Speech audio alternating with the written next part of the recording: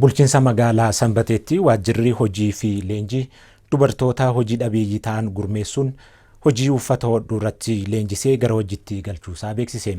Odeeffannoo kominikeeshinii aanichaa eebbiseersaale. Bulchiinsa magaalaa Sanbateetti waajjirri hojii fi leenjii dubartoota hojii dhabeeyyii ta'an gurmeessuun hojii uffata hodhuu irratti leenjisee gara hojiitti galchuusaa beeksise.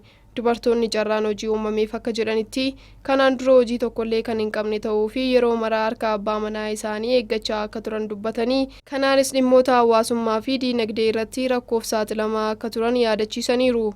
Haa ta'u malee yeroo ammaa kana carraa hojii mootummaan uumeef itti fayyadamanii cimnaan hojjechaa akka jiranii fi kanaanis ofii isaaniitiifis ta'ee ijoollee isaaniitiif madda galii argamsiisaa akka jiran ibsaniiru. Carraa hojii kana argachuuf baradhee asitti ga'e amma galatoomaa siinjaa kan hojii kana agartanii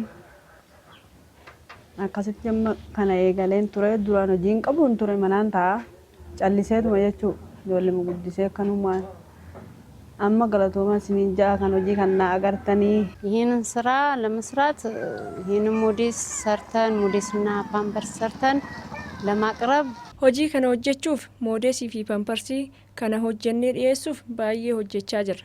Tokkoffaan hojii kana hojjennee dhiyeessinee gara gabaa osoo nuuf deeme baay'ee natti tola. Kan lammaffaa ammoo hojii kana hojjechuu kootti natti tola. Kana malees hojii kana hojjechuun keenya galii argachuu fi galii yoo arganne immoo ittiin ijoollee keenya guddisna waan ta'eef harka namaa ilaaluurraa baay'ee jijjiirama qaba. በቃ የተለያየ የወንድ እጅ ከመጠበቅ የሰው ፊት ከመጠበቅ በጣም ለውጥ አለው።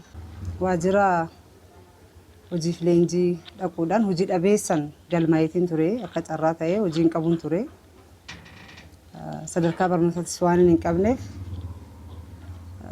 haadha ijoolleetti ijoolleen guddisaa sababa saniin waajjira hojii leenjii deemee gaafadheen ture. Sababa saniin carraan nagahee anaa wajjin dubartoota 7 hojii dhabeeyyii dubartoota miidhamoo gurmeessuudhaan akka carraa kana argannu nu godhanii jiranii. Carraa kana argachuun duratti erga arganne booda barumsa akka barannee ogummaa kana barru nu godhanii jiranii nu barsiisaa jedhanii ammallee hojii itti waan makiinaa ittiin hojjetan sinjaricha akka nu bitan nuuf godhamee jira.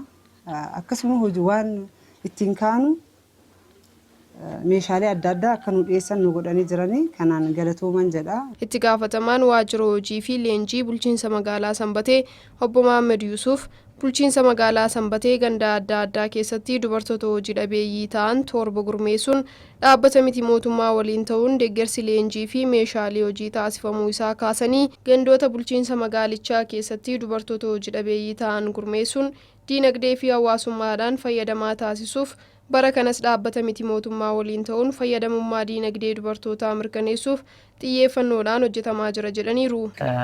እነዚህን እንደ አብነት እንደ መነሻ ከስራ ዕድል ፈጠራ አንፃር አነሳን እንጂ warreen kana akka ka'umsa fakkeenyaatti gama carraa hojii uumuun kaasuu dandeenya malee dameelee hojii garaagaraan dargaggootaa fi dubartoota qabeenya qabnuun gurmeessuun fayyadamoo taasisnee jirra.